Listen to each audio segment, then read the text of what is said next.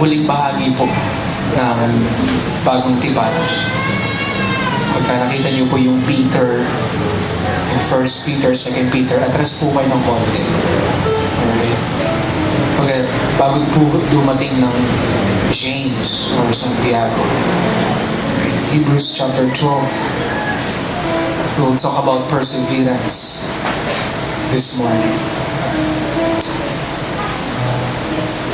Chapter 12 verses 1 and 2. Therefore, since we are surrounded by such a great cloud of witnesses, let us throw off everything that hinders and the sin that so easily entangles, and let us run with perseverance. I want you to underline that. Kung meron kayong Bible, pakiguhitan yun. Sabi sumulat, let us run, tumakbo raw tayo with perseverance. Mayroong pagtatiyaga, sabi sa Tagalog, ng buong tiyaga. The race marked out for us. Let us fix our eyes on Jesus, the author and perfecter of our faith, who for the joy set before him endured the cross, scorning its shame, and sat down at the right hand of the throne of God. Let's pray. Dear Heavenly Father, we thank you so much dahil nandito muli kami sa iyong tahanan.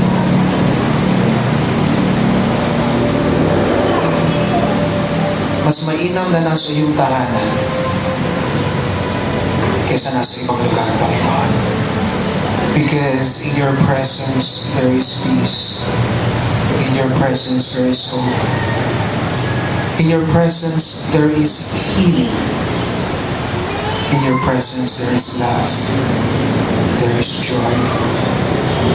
There is patience. There is goodness.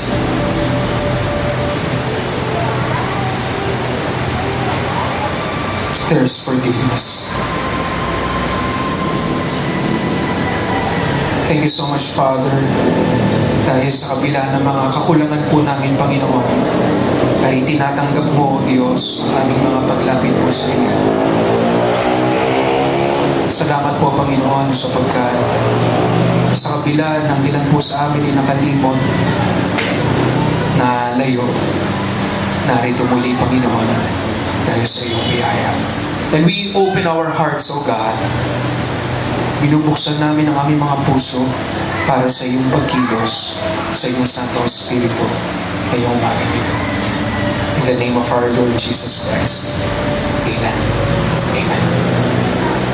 What is perseverance? Ano ba ang pagtatiyaga?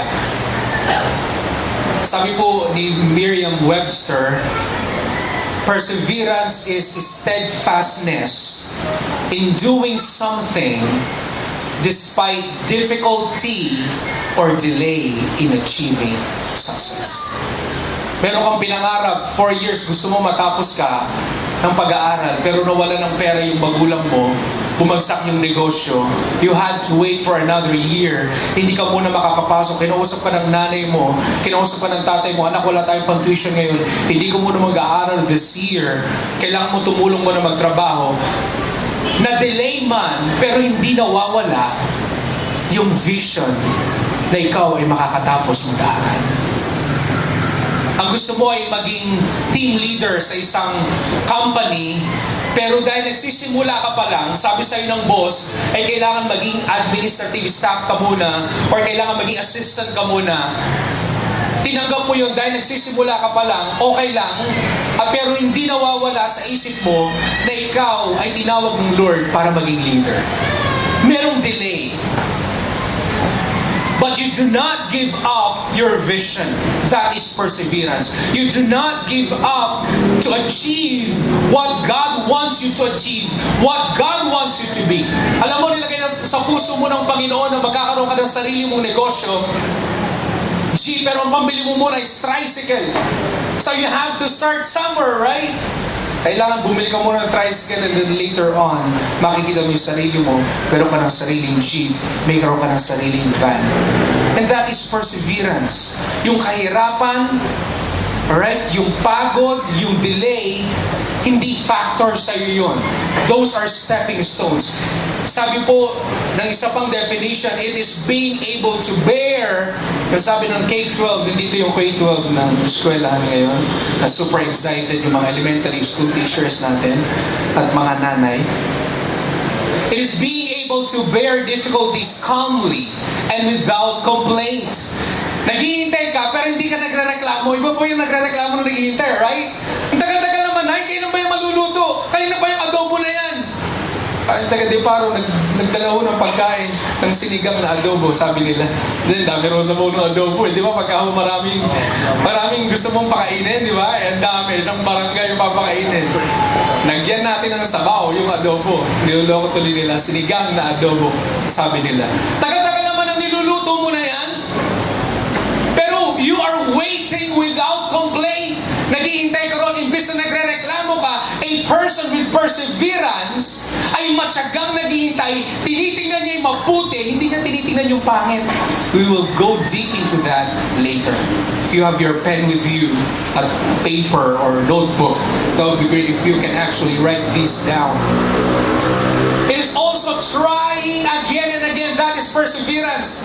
Tingnan niyo, alam niyo kung yung mga nagbabasketball po, yung mga magagaling mo basketball, halimbawa pumasok si Kobe Bryant at pagkatapos sa finals pa naman ngayon, ano? Sa semifinals, pag jump shot niya, hindi napasok. Pagkatapos tumira siya ulit, hindi pumasok. Hindi titigil yan ang isang shooter.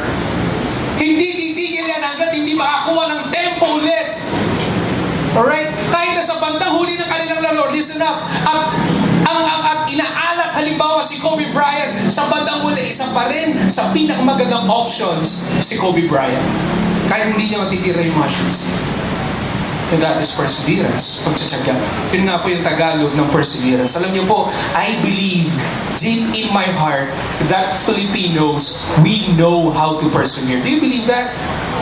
Kaya gustong-gusto tayo ng mga taga-ibang bansa. Alam niyo po, sabi nga nung kausap kong isang, dami ko na nakausap na nagtatrabaho sa Middle East. Ang gustong-gusto ng mga nasa Middle East at kahit siguro nasa ibang bansa pa at kahit nasa barko pa, sino? Filipino. Bakit? Ang tiyaga mong trabaho. Pero hindi ko lang maintindihan ano. Ito lang hindi ko maintindihan. Pagka nasa Pilipinas tayo, parang hindi tayo matyaga. Ang reklamo natin. Pero pag napunta na tayo sa ibang bansa, biglang nag-iiba yung channel ng ugali natin. Are you following me? Di ba? Ang gagaling natin sumunod sa batas trapiko. Pero pag nandito tayo sa Pilipinas, ayaw natin sumunod. Papatunayan ko po sa inyo, ang Pilipino ay likas na matyaga. Tingnan niyo po itong mga kasabihan ng mga nuno natin. Kung may tiyaga, may nilaga. O, diba? Kaya tayo may kasabihan na ganyan. Paulit-ulit sinasabi ng mga magulang natin, anak, magtiyaga ka lang para magkaroon ka ng nilaga. Sa English, no perseverance, no soup. No, joke lang ulit. Joke. Kala ko sa buhay niyo. Joke po. Ito ba ho isang tiyaga? Nasa Diyos ang awa, nasa tao ang gawa. Di ba? Nagpaniniwala tayo na merong Diyos, pero gusto natin, ang tao gumagawa. Tama na yung sabi ng Bible, huwag pakainin ng taong tamad. Pinagkainan lang, hindi mahugasan. Pero ang kabataan ng J.O., hindi ganyan. Sana. Sana. Kasi, dito ho, ito lang kwentuhan lang ho. Ewan ko nga ba, mga kabataan, bakit kaya ganun mga kabataan? Ano? Napaghugasan lang, parang katulong ang nanay. Isa na nga lang, hindi pa mahugasan. Nahuli ng kumain, pinagpratuan, iiwanan pa doon sa kanilang lababo. Tuloy, pag naipon, si Jerry nag-uurong. Lagi na lang si Jerry, bakit hindi naurungan to? Tuwing Sabado meron, pinakain na natin lahat. Hindi pa rin makapaghugas. Kanina umaga, natatuwa kay Jerry. Umaga, naghahanap, may nahanap. Sino ang gumamit ng kutsarang ito? Sinong nagkape? Sabi nung isa, ako, pinangikot ko, pinanghalo ko yung sachet mismo. Kasi ganoon na para walang hugasan, sachet na mismo. Susunod nga, ang gagawin na lang natin, inumin mo na yung sachet, tapos inumin mo na lang yung mainit na tubig. Tapos gano'n ka na lang. Para wala nang hugasan. Pero ang totoong Filipino, yung totoong value, isa sa mga values natin, tayo ay matyaga. Ito po isang kasabihan. Batong buhay ka man, nasakdal ng tigas, sa patak ng tubig lamang, maagnas. Tignan mo nga yan. Naagnas. Batong buhay ka man. Kasi ang batong buhay, hindi tigas ka talaga yun eh. Pero sa patak ng tubig, yung paisa-isang patak ng tubig na yon, nabe-break din yung batong yan. Ang Pilipino talaga, matyaga tayo. Kaya mo sinabi nila, recession! Natatawa yung mga Filipino, recession daw. Recession! Matagal na kami dyan. Nandyan na kami sa ilalim. Ano pang lugmok ang ipupunta namin dyan? Di yung mayayaman sa Amerika, recession! Iyak na iyak! Nawala ng trabaho, nawala ng bahay, walang pambayad na ganito. Filipino, isang noodles.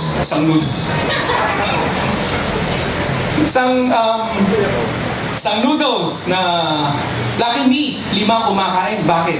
Nilalagyan ng di ba? Yung Lucky Me, maraming sabaw. Pagkatapos, lalagyan ng, yung pang-sopas.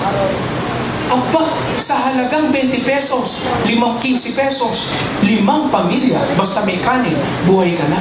Sino rito ang nakatikim ng adobong kanin? Yung kanin na kumuha ka lang at pagkatapos nilagyan mo ng mantika, nilagyan mo ng toyo.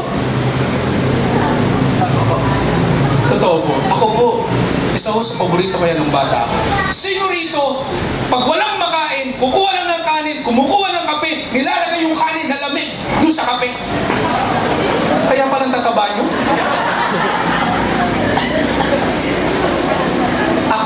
Eto aaminin ko po. Ang tatay ko po kasi, mahilig yan sa mainit na kanin, tapos yung hilaw na itlog. Usok-usok yung kanin. Kukuha ng asin. Bing, bing, bing, bing! Tapos kakainin na ng tatay ko yun. Yun po ang bumuhay sa akin sa Amerika. Ang mura ko sa itlog eh. Ang mamahal na karne at saka gulay. Mas mahal pa ang gulay kaysa karne. Ang bumuhay ko sa akin, itlog. Kaya pala tumaba ako na ito. Totoo po, nagugulat sa akin yung classmate, yung housemate ko. Housemate, parang sa bahay ni Kuya. Nagugulat sa akin yung housemate ko. Kumukuha lang ako ng kanin, mas may sinaing ako. Siya, naghahanap pa siya ng luluto eh. Ako, kumukuha ako ng itlog. Tapos, pinakain. Sanay tayo magtiyaga. Sanay tayong mamaluk. Sanay tayong namamaluktot habang maiksi ang kumot. Yan ang tunay na Pilipino. Kaya nga, sabi natin, walang mahirap sa gawa pag dinaan. Mali, walang mahirap na gawa pag dinaan sa tiyaga. O yan ang Pilipino. Parang wala tayong hirap basta alam natin marunong tayong magtiyaga. Sa Greek naman po, ano ba ibig sabihin ng perseverance? Sa Greek po na ginagamit is hupomone. Yun ang gamit niyang translation. Kaya pag binasa mo yung salitang perseverance sa Hebrews chapter 12, ang sabi raw na yung hupomone. Ano ibig sabihin ng hupomone? Sometimes, this is translated as patience or endurance. Hindi mo na kaya, pero kinakaya mo. Kaya pala yung tawag doon sa mga pasyente sa hospital, patient. Kasi pag hindi ka pasensyoso sa hospital, naalala ko si Kuya Edwin. Kuya Edwin, nagmamotor, Walter Santa Maria. Galing sila mag-asawa sa Walter at pagkatapos babiyahe sila doon sa madilim na papuntang bypass na yon. At pagkatapos, namukat-mukat niya, ayan na sa harap niya, yung pamilya, meron tulak-tulak na karito ng tubig. Tumama po yung kaniyang kaliwa ba? Kanan ho. Doon sa ganun. Diba yung kariton merong hawakan? Tumama po, bali po yung ganito. Dinala po siya sa ospital. Lalay ang kanyang kamay. Kaganyan. Sabi niya, pwede po ba unahin niyo po? Emergency Saan ka lang sandali? Pagkatapos isang oras, lalay, ang sakit-sakit na. Pwede niyo po ba akong unahin? Sandali lang, meron pang nauna sa iyo. Hanggang 3 oras, lalay-lay yan. Pasyente nga, patient. Sabi niya, hindi na ako mauulit sa public. Ang hirap, ano? Hirap. Naalala ko dati ho sa Santa Maria. Anak na! Wala akong room. Meron ka bang ano? Ano tawag doon? Folding bed? Kung may folding bed ka, lagay mo sa labas. Hintayin natin. Sabi tuloy ni Eloisa, ayoko na, umalis na ako dito. Di ba na ako operahan kahit saan? Huwag lang dito. Ayan na ngayon. Napakalusog na bata. Nahiya ka pa. Ganun ka pinanganak. Baka akala mo hirap na hirap si Mami. Hupomone, endurance. Hupomone means, tingnan niyo po ito, to remain, stand one's ground, survive, remain steadfast, persevere, be patient, and endure. Pag sinabi ho ng Bible na hupomone, huwag kang aalis, tatayo ka lang, hindi para mapatay, kundi manatili ka rin na matatag, na buhay. Alam niyo po, nung sa New Testament, pag ginamit po yung hupomone, in the first century, hupomone is used frequently in military context, which means to hold your ground. Sino pong nakakaalam nitong picture na ito? Ito na ang pinakamasarap. Ha? Kung gusto mo maging military, itong isang lugar na ito, ang parang walang ka-problema. Tama po? Nakatayo ka lang eh. Sino pong nakakaalam nito? Ito ay ang sa banda rito, South Korea. Sa bandang kabila ay ang North Korea. Yung nasa likod doon na yan, dalawa. Nakaganyan lang ho yan. Wala hong alisan yan. Baka may gawing masama yung kabila eh. Yung nasa gitna, meron din nakatayo. At ganoon naman sa kabila komunista, ito po ay picture mula sa south papunta sa north. Alam niyo naman ang north, napakatitinunan. Lalo na yung kanilang komunistang presidente. Di mo malaman kung ano nasa isip. Namatay na yung tatay, yung anak naman. Kahit anong mangyari, huwag kang aalis dyan. You have to stand your ground. Pag sinabi ng president, inatake ng North Korea, nagpaalis ng missile, kahit anong mangyari, you have to hold your ground. And the Bible is telling us, kahit anong problema ang kinakaharap mo, kahit anong pang sakit or karamdaman, kahit anong pang ginagawa ng kaaway sa buhay mo, you have to stand your ground. Is the enemy trying to break up your family? You have to stand your ground. Is the enemy trying to destroy your children? You have to stand your ground. Alam niyo po, isang maganda rito, if you have your Bibles with you, sa Romans chapter 5, sulat po ni Pablo sa mga taga-Roma, gawa Roma. Tingnan po natin, Romans chapter 5, verses 3 and 4. Tingnan po natin dito. Romans chapter 5 verses 3 and 4. Not only so, but we also rejoice in our sufferings. Nakita niyo po ba yun? We rejoice in our sufferings because we know that suffering, produces what? Produces perseverance. Nagiging matyaga ka raw sa gitna ng mga problema na yan. Perseverance, character, and character, hope. Number 1. Perseverance produces character and hope. Kapag ka pala tayo nagpe-persevere, nagtsatsaga, yung character natin umaayos. Ano yung mga salita na related sa hupomone sa Greek? Letter A, yung hupomeno, I stand firm. Yung katameno, I stay, I live. Yung anameno, I expect. Nakatayo ka ron. May mga problema na hinaharap ang pamilya mo, pero behind the cloud, behind the dark cloud, iniisip mo, there is a light.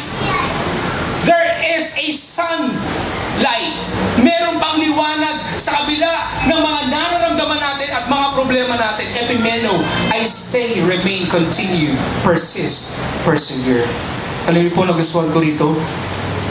The one who perseveres knows how to find joy in the midst of suffering. Ulitin ko po ito ha. The one who perseveres knows how to find joy in the midst of suffering. Ang isang taong matyaga, may problema man, meron mang nangyayaring pangit, naghahanap siya ng magandang bagay sa gitna ng mga pangit na pangyayari. Narinig niyo po ba yun? I want you to process this. Kung merong mga pangit na nangyayari sa buhay nyo, ang isang taong matyaga, hindi siya nagfo-focus sa pangit. Ang tinitingnan niya, yung maganda. Why? Tingnan niyo ito character. Tingnan niyo po ito attitude. Yung pangit na nangyayari sa iyo, kaya bang baguhin yun?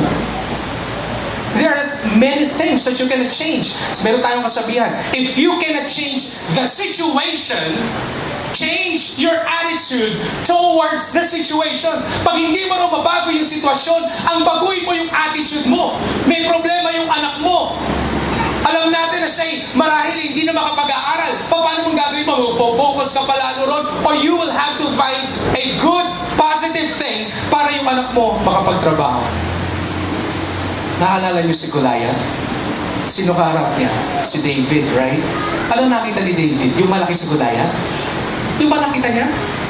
Laki naman ito! Ano ba ito? Yung ba sinabi niya? I don't think so. Pero, tingnan niyo po ito. Yung mga kapatid niyang militar.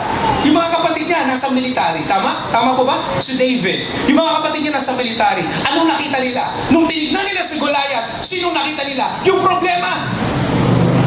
Yung malaking tao. Yung papatay sa kanila. And many times, sa mga problems na kinakaharap natin, yun ang nakikita natin. Yung wala tayong benta. Hello? Yung wala, yung imbis na savings mo na sana, nagkasakit pa, tapos nawala pa tuloy. Doon tayo pupunta sa negative. Pero pwede tayong tumingin sa mga positive na bagay na nangyayari sa atin. Kaya niyo po ba yun?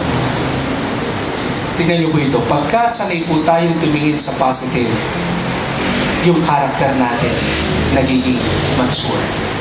Hindi po matsura, sa Kapampangan yung matsura, ali maganda king matsura. Ito po yung susunod. Perseverance produces hope. Yung perseverance daw po ay mayroong pinibigay sa ating pag-asa. Yung kasunod po. The one who perseveres focuses on hope, not on suffering. Ako po ay pumunta po kami a month ago sa Lukban, Quezon. Sino ko nakapunta sa Lukban? Yung sa Batis Arabin. Ano yung Batis Arabin? Doon sa Longganisang Lukban. Alam niyo yung Longganisang Lukban? Kulay pula. Grabe yung Longganisang Lukban. Kulay pula. Tapos meron silang hab-hab. Alam mo yung hab-hab? Yung pansit ng lukban. Ang kalamansi nila yung suka. Pero yung hab-hab daw, yung tunay na hab-hab, nakalagay lang sa plastic. Halimbawa ganyan. O kaya sa ano, yun daw yung hahab-habin mo. Yun daw yung tunay na hab-hab. Hindi yung tutyal tayo na kumakain sa tinidor, gano'n. Ang tunay daw na hab-hab. Walang sahog. Hindi ano. Walang sahog dahil nga sobrang hirap eh. Walang sahog.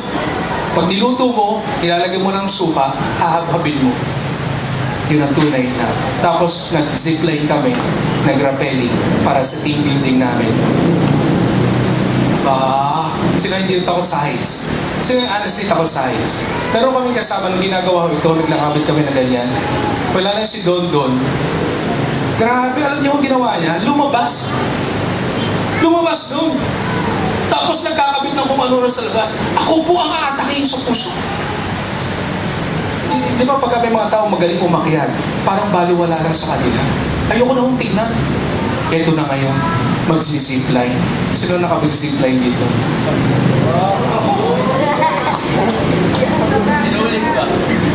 Yung susunod na fundraising natin, zipline mula rito hanggang doon sa fundraising, zipline. Alam niyo po, noong una, pinapalakas, di ba? Kailangan ko tumingin sa positive. Kaya ko ito. Yung iba nakarating doon. Kahit yung isa na yun, tataba-taba. Nakarating doon, babae pa naman. Okay, pagdating ko. Ito na. Pag napapatingin po ako sa baba, imbis na doon, nung doon ako nakatingin, medyo okay lang. Nung nung papunta na, ito na yung hindi na mo pwede hindi ka tumingin sa baba, di ba? Ganun-ganun ka ba ron? Pagtingin ko sa baba, nako, lumabas na yung kalabaw sa tiyan ko. Umakyat sa aking dibdib. Gusto ko na umurong, kahiyaan ako na lang. Pagkatapos, bigla ko akong tinulak mo nga. Talagang, sandali lang, oh! Ganun eh. Bigla ka na lang pong itutulak. Sandali lang, tapos itutulak ka. Doon pala, na-realize ko, huwag mong titignan yung baba, kailangan tignan mo yung pupuntahan mo. Once na tumingin ka sa baba, matatalo ka na. Pagka nag-rappelling ka, pababa, di ba? Huwag mong titignan. Tingnan mo lang kung nasaan ka. Pag tinignan mo yung baba, sinasabi sa amin ng mga guide namin, huwag kang tumingin sa baba. Huwag kang tumingin sa baba. Why? Nawawala yung hope mo eh. If you actually think of our sufferings, nawawala yung hope. Romans chapter 8 verse 25. But if we hope for what we do not see, hindi mo pa nakikita, pero alam ng faith mo na makakatapos ka mag-aral. Alam ng faith mo na ang plano mo ay makabili ng isang sasakyan o para sa family mo ay makabili kayo ng bahay.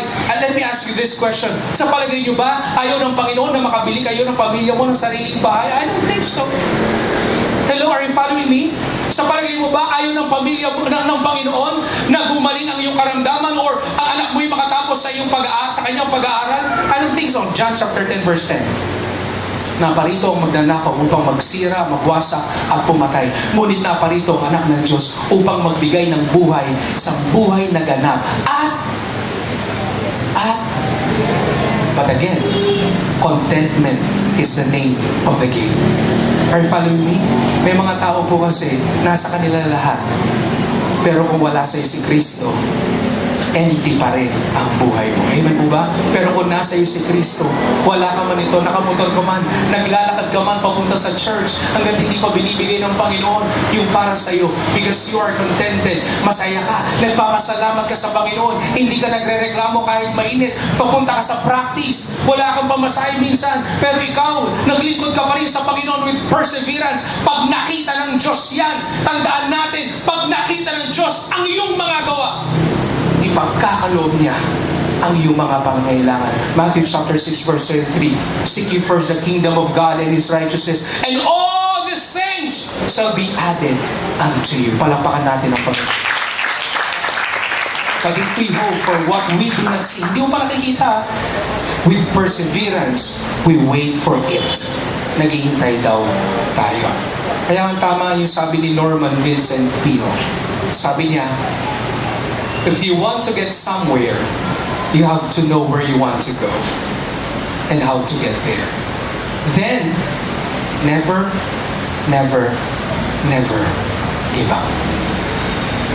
Never, never, never give up. Naalala ko tuloy yung push principle sa prayer, yung PUSH.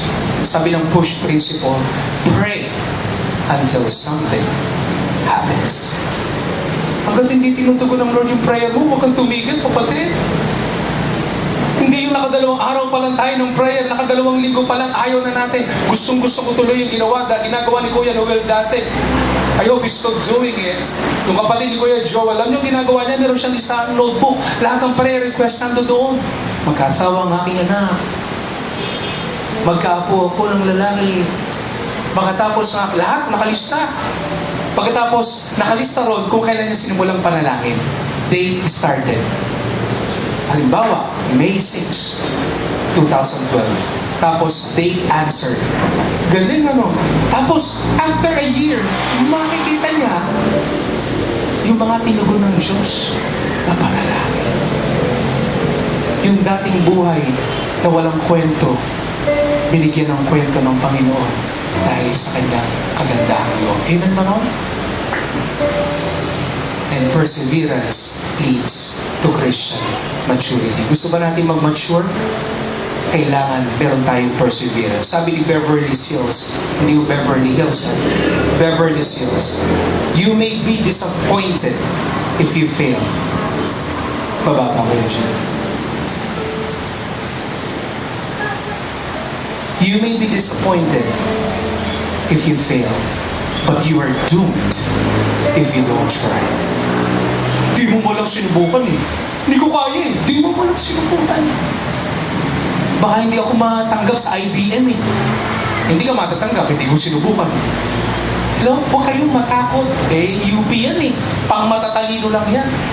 Sinubukan mo ba? Hindi. Kaya nga hindi ka makapasok. Hello? Huwag ko kayong matakot na mag-aim. Like this. Math is hard. Diba, Justin? Math mahirap din eh.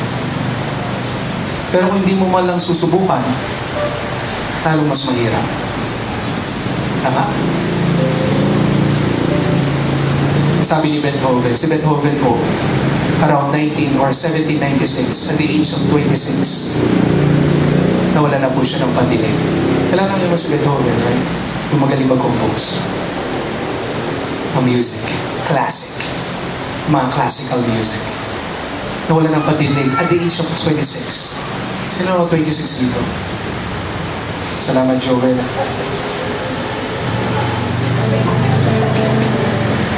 Ang lalakas ng loob niyo. Nawala na po siya ng pandinig. Pero hindi siya tumigil nag-compose ng mga songs. Meron bang pinapakompose sa inyong Panginoon? Meron bang pinapagawa sa inyong Panginoon? Then never, never, never give up. Ako, halimbawa, alam ko darating ang araw, bibigyan ako ng Lord ng sarili kong bahay. Alam ko, mahirap. Pero ako, nananampalataya. Hindi ko sinasabi na, hindi na, dito na ako sa nanay ko. Doon na lang ako sa papamana ng nanay at tatay ko. Kanila yun eh. Kasi sinasabi ko sa sarili ko, Lord, gusto ko po na sariling bahay. Yung ibibigay mo sa akin. Yung pagpapaguran ko, nasa Diyos ang awa, nasa tao ang awa. Hindi yung nananalangin ka, Lord, ibagsak mong bahay! Eh, umilag ka, baka nga bumagsak. Diba? Gusto bang may marating? You have to persevere. Do not give up. Nagtatrabaho ka ba ngayon? Give your best kung saan ka ngayon nag-work. Give your 100% kung may negosyo ka. Nagtuturo ka ba? Give your 100%. May nakakakita o wala? Persevere. At makikita ng Lord yan. At makikita ng Lord. Let's close our eyes, please.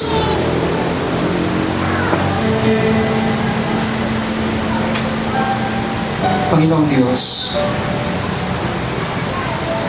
tulungan niyo po kami na magtiyaga.